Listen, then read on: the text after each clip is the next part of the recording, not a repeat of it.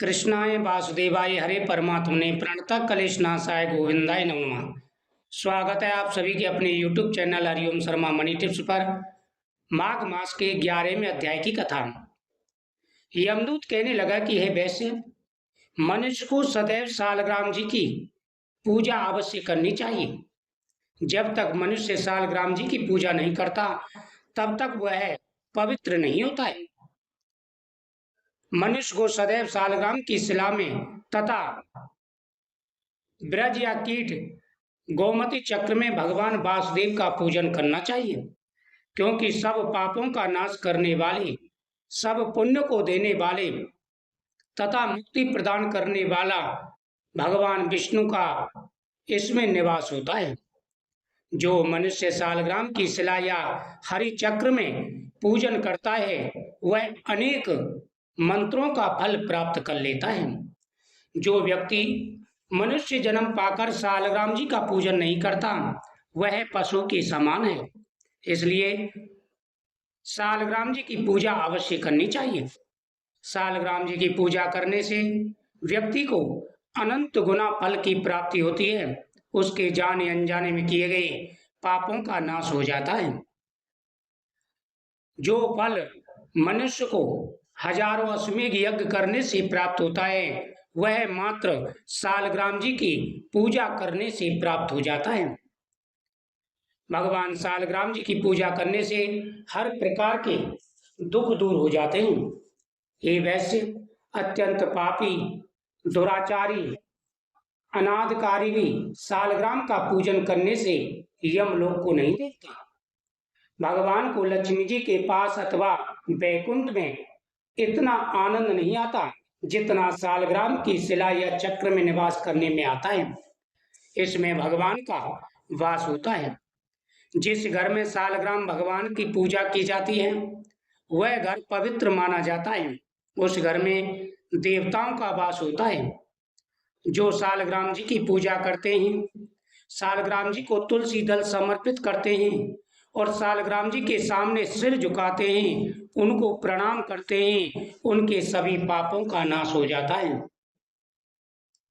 भक्ति पूर्वक सालग्राम का पूजन करने से विष्णु लोक में वास करके मनुष्य चक्रवर्ती राजा होता है।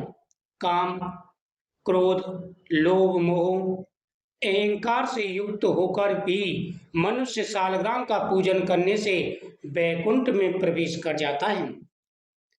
जो सदैव सालग्राम का पूजन करते हैं वह प्रलय काल तक स्वर्ग में निवास करते हैं।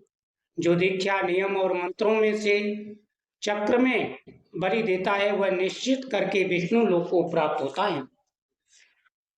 जो सालग्राम के जल से अपने शरीर को अभिषेकित करता है, सालग्राम के स्नान का जो जल है उसे पीता है, अपने शरीर पर छिड़कता है, वह मानो संपूर्ण तीर्थों में स्नान करता है।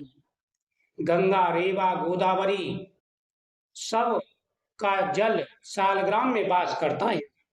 जो मनुष्य सालग्राम की शिला के सम्मुख अपने पितरों का श्राद्ध करता है उसके पितर कई कल्प स्वर्ग में वास करते हैं। उसके पितर स्वर्ग में वास करके अपने वंशजों को आशीर्वाद देते हैं। जो लोग नित्य सालग्राम की शिला का जल पीते हैं उनके हजारों हजारों बार पंचगव्य पीने से क्या लाभ।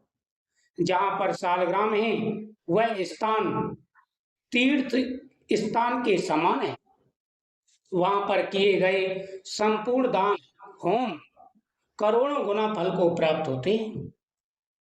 जो एक बूंद भी सालग्राम का जल पीता है वह माता के स्तनों का दुग्ध पान नहीं करता, अर्थात गर्भाशय में नहीं आता।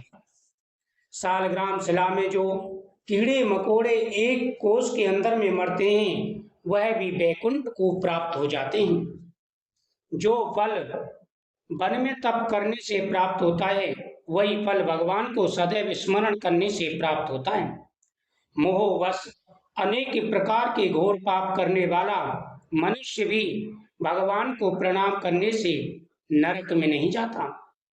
संसार में जितने तीर्थ और पुण्य स्थान हैं भगवान केवल नाम मात्र के कारण से प्राप्त हो जाते हैं। सभी को सालग्राम भगवान का पूजन अवश्य करना चाहिए। इति श्री पद्म पुराण अंतर्गत एकादश अध्याय समाप्त। ओम नमो भगवते वासुदेवाय नमः।